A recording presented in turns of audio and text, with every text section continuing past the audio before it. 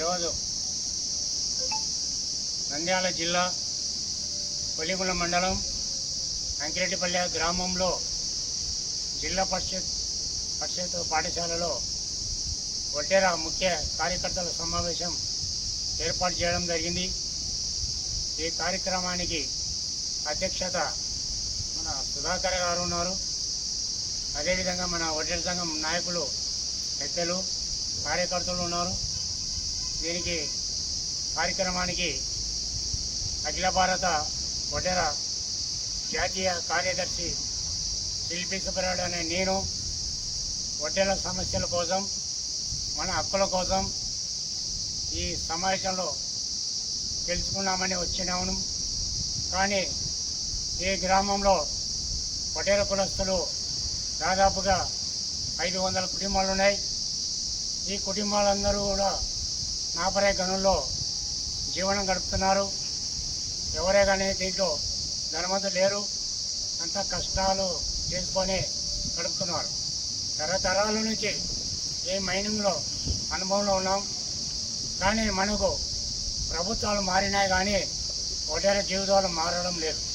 కానీ ఇప్పుడు మనకు కూటమి ప్రభుత్వం వచ్చింది. ఈ ప్రభుత్వము ఒడ్డెలకు మంచి అవకాశం కల్పించింది.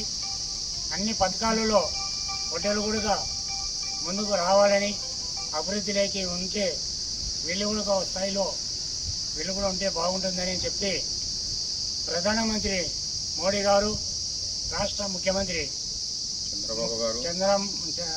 ముఖ్యమంత్రి చంద్రబాబు నాయుడు గారు, ఉప ముఖ్యమంత్రి పవన్ కళ్యాణ్ గారు ఈ ఒడ్డెల గురించి మేనిఫెస్టో పెట్టడం జరిగింది. వాళ్ళు ఇచ్చిన హామీల ప్రకారంగా మేము కూడా ఈ రాష్ట్ర వ్యాప్తంగా ఒడ్డెలమంతా ఏకతాటుగా తెలుగుదేశానికి, బీజేపీకి, జనసేనకు మద్దతు పలికినాము. ఒడ్డెల సంఘం తరఫున అన్ని కులాలుగా మనకు పార్టీలు వచ్చినాయి. కానీ ఈరోజు ఒడ్డెలు ఈ రాష్ట్రంలో దాదాపుగా 45 లక్షల ఒడ్డెలు ఉన్నాం. దీనికి రాష్ట్ర ఒడ్డెర ఫెడరేషన్ ఏర్పడింది.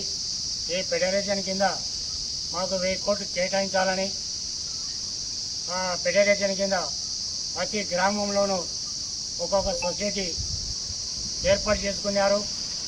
గత తెలుగుదేశం ప్రభుత్వంలో 30 లక్షల రూపాయలు కేటాయించినారు. 15 లక్షలు సబ్సిడీ పోయింది. ఇప్పుడున్నే ఈ ప్రభుత్వంలో ఒడ్డెర ఫెడరేషన్ కింద కొన్ని సొసైటీలకు వెంటనే మంజూరు చేయాలని, ఒక్కొక్క సొసైటీకి 35 లక్షలు కేటాయించాలని ప్రభుత్వానికి డిమాండ్ చేస్తున్నాం. ఇక్కడ వచ్చిన మన పెద్దలకు